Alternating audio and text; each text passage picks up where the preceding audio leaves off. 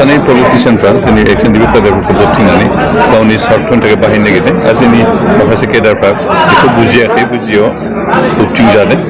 बिथांखौ खावलायदों जे बिथांमोना जानला मोनला सोरनिबा खाफालाव गोलैनो गावखौनो जाहाथे खैफोद खोख्लैया आरो जि सासे सानै थांबाय बिथाङा बिथांमोनखौ जा बुंनो लुबैबाय जिखिनि दं बिथांमोना जाहाथे आरो बोबथिंजाबाव जों ज' जानानै जोंनि बे केस उइड्र खालामनाय रिहेबिलिटेसन मोननो जिखिनि बाखि दं बेखौ दिहुननाय बेनिफ्राय जोंहा मार्टिसफोरनो एक्सप्रेसिभ माबा होनाय आरो रिक्रुटमेन्ट बेलायाव एक्सएनडिपिनि माखासे रिक्रुटमेन्ट होनाय बेफोर गासैबो बाथ्राफोरखौ नारसिननायजों लोगोसे एग्रिमेन्टनि गेजेरजों जिखिनि इन्स्टिटिउसनफोर जों बिटिआर ओनसोलाव जानो गोनां बेखिनि साक्सेस लाबोनाय खेत्रआव जों सरकारजों सहयोग खालामनानै खामानि मावनांगोन आरो सरकारखौ बुंनांगोन सरकार सिस्टेमना थायोबासो बे गासिबो साक्सेस जाफैनो हायो बिनि हिसाबखौनो दिनै बे एक्सएनडिपि वेलफेयार एस'सियेसन दानाय जादों आरो बेनि दिनै क'क्राझार जिल्ला कमिटि दानाय जादों इतिमধ্যে जों एक्सएनडिपि वेलफेयार एस'सियेसन दाखालि बावै बेंटलाव दादोंमोन सेन्ट्रेल कमिटि हिसाबै जिहेतु जों नुदों जे एक्सएनडिपि मावथिफ्रा एसे सेरखायबेरखाय सोरबा सोरबा बेखौ बोबथिंनानै आन्दायहोनायनि लामा लांनो नाजादों बेखौ नुनानै जों एक्सएनडिपि वर्कारफोरखौ ज' खौसेयै लाखिनायनि मोनसे पलिसिजों दाखालि बै बेंटलाव सेन्ट्रेल कमिटि दानाय जादोंमोन आरो दिनै बिनि सायाव बिथा खालामनानैनो क'क्राझार जिल्लानि जिल्ला कमिटि दानाय जाबाय आरो बेनि गेजेरजोंनो जों क'क्राझार जिल्लायाव जेसेबां एक्सएनडिपि वर्कारफोरा बिथांमोनखौ खौसे लाखिनो नाजादों आरो खौसेयैनो दा जाय पार्टिया सरकार पक्ष दं बिथांमोनजों लोगोसे जानाय खामानि मावनायखौ सरकारजों स्टाफजों सरकारखौ नारसिननांगोन सरकारनि बिरुद्धि थाङोब्ला बे कमिटि साक्सेस जानाय नङा बेनिखायनो दा खिन्थु सोरबा साफा सानै पलिटिशियानफ्रा जोंनि एक्सएनडिपि केडारफोरखौ बोबथिंनानै गावनि स्वार्थनि थाखाय बाहायनो नागिरदों आरो जोंनि माखासे केडारफ्रा बेखौ बुजियाखै बुजियाव बोबथिंजादों जों बिथांखौ खावलायदों जे बिथांमोना जानला मोनला सोरनिबा खाफालाव गोलैनो गावखौनो जाहाथे खैफोद खोख्लैया आरो जि सासे सानै थांबाय बिथांमोनखौ जा बुंनो लुबैबाय जिखिनि दं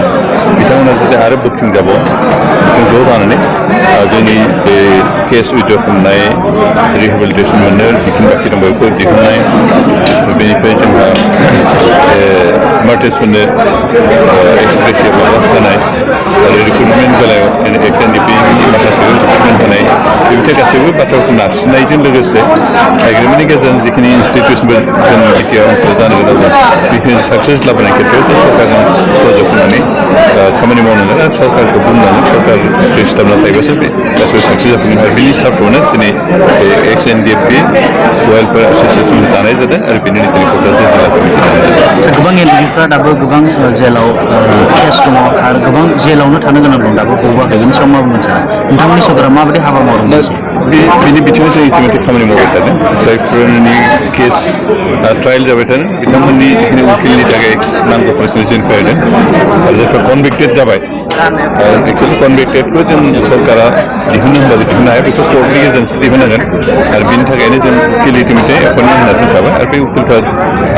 नांगासिनो दं आरो जिखिनि खरस नांगौ जों बेखौ सरकारनिफ्राय जों आसा खालामदों जे जायफोर कनभिक्टेड बिथांमोनासो बेलावसो फैगोन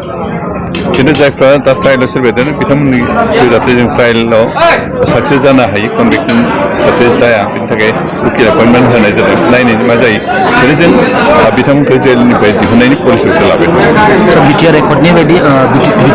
बिटिआरनि जे समस्थिफ्रा बारायनांगौ बेसेबांसो खामानि आवगायनाय इतिमধ্যे बे गामि सोसननाय जाखाबाय जोंहा माहालागै गहपुरहालागै खोला आरो सानजानि सिमा थखा जाखाबाय दा बेनि सिङाव थानाय माखासे गामिफोरनि जिहेतु फरेस्ट एलेखा बे बिथांमोननो जेथियालागै जों हानि कागज होनो हाया अब्लालागै बेखिनि एरियाखौ गामि होननानै रिकगनिसन होनाय जाया दा बेनिखायनो बेखिनि ओनसोलखौ जों बिटिआर सोनायनि खामानि एसे बाखि दं बेखिनिखौ मावफुंबानो फुरा जिखिनि एलेकाखौ जों बेंखनखाबाय बे एलेकायाव थानाय गासैबो गामिफोरखौ बिटिआर काउन्सिलाव हाबबाय होननानै खालामनाय लोगो लोगो जोंनि